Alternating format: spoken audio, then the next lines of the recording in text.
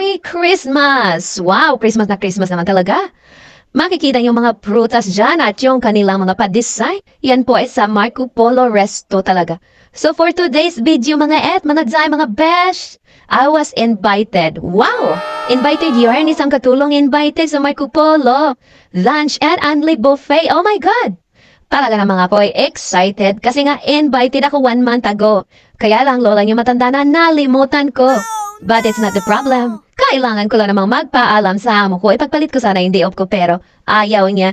Kasi nga kailangan niya daw ako sa gabi. So sabi niya, you can go out and back after lunch. So dahil excited ang lola niya makakapasok doon sa mamahaling buffet na yon, aba.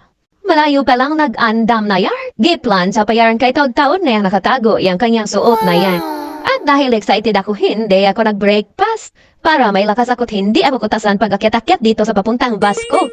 Nasa Basco na naman, o, diba? Sulo. So, biyahe na ako papunta doon. Dumaan ako dito sa Wanchay, syempre dito ako mag-i-interchange. At sa bawat paghakbang ko, tinitingnan ko talaga yung mga pako kung saan ako papunta. Para alam ko kung saan din ako uuwi.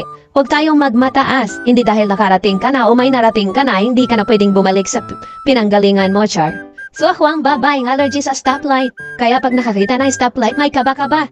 So doon nga pala sa pupuntahan ko, nakita ko yung bahay ng Emperor at ng aking friends. At nakita ko rin itong black ribbon na napakalaki. Kala mo naman ako lang yung ignorante, marami pang iba, pinictura nila talaga yun. Pero late na ako sa lunch ko at gutom na yung aking detox, so nagdali-dali na ako. So dito nga pala hinanap ko kung saan ba talaga yun banda.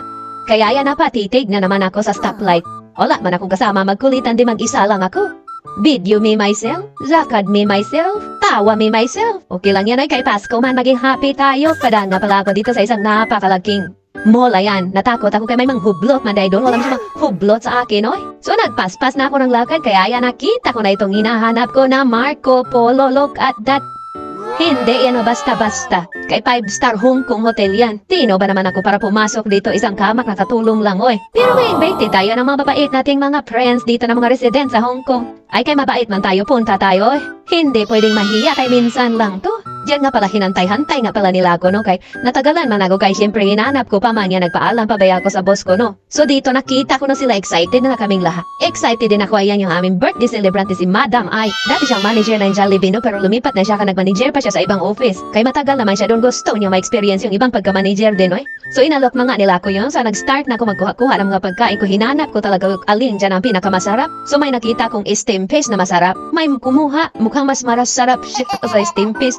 Agoy, kaingat na lang.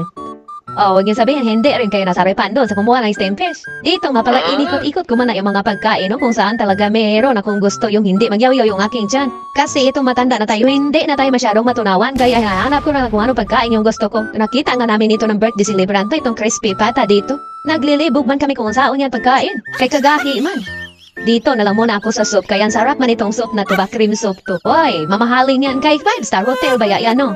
So ito na yung aking first batch. Pasiunang pagkain pa lang yan sila, hindi ko na mabilang ko ilang balik sila, Char. Pero kay mabait man tayo, magbehave tayo. Makabayad ya tayo, hindi natin maubos yan. Kay pag ganyan pa naman ang mga lunch buffet na yan, hindi ka pwedeng kumuha ng sobra. Dapat yung kaya mong hurutin. Kay pag hindi mo yan nahurot, bayaran mo yung hindi mo gihurot.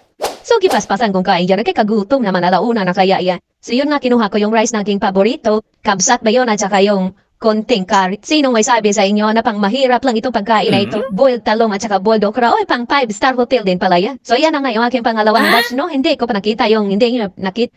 Ay, ambot na lang. Basta happy birthday, Madam Ai. Thank you for the experience. Thank you for having me here. Naintindihan ko na kung ano ibig sabihin niya. So lahat ng klase ng cake, tinikman ko doon kay lahat man andun. At hindi pa talaga yan abo. So kumuha pa ng ice cream, hantod na kay Gits. So yan nga pala ang lunch buffet dito sa Cafe Marco na matatagpuan sa Chimchachoy Canton Road. Katabi lang siya ng 1881 Heritage. Heritage pala.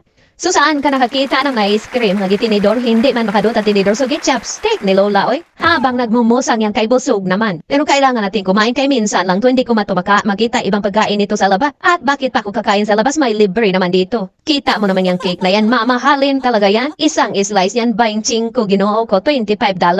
So ay nabusog naman, inom, tagtubig, pinasosyal. So here is the celebrant na mag-selfie muna kami kay mag-thank you ako sa kanya for today's video. And for today's kabugabo lunch na hindi ko malimutan. Kay grabe man kabusog ko na abot man sa liig, oy. At hindi pwedeng walang selfie kapag nagpunta sa mga ganyang event. Paano na lang yung ating memories? May masuko pa naman pag mag-memories tayo ng masaya na gusto niya yung memories na malungkot.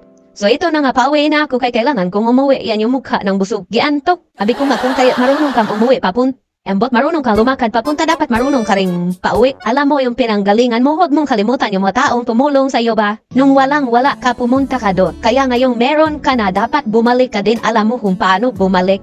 Hindi yun nagmamataas ka pa sa mga taong tumulong sa iyo, ante. Sige, bye. Thank you.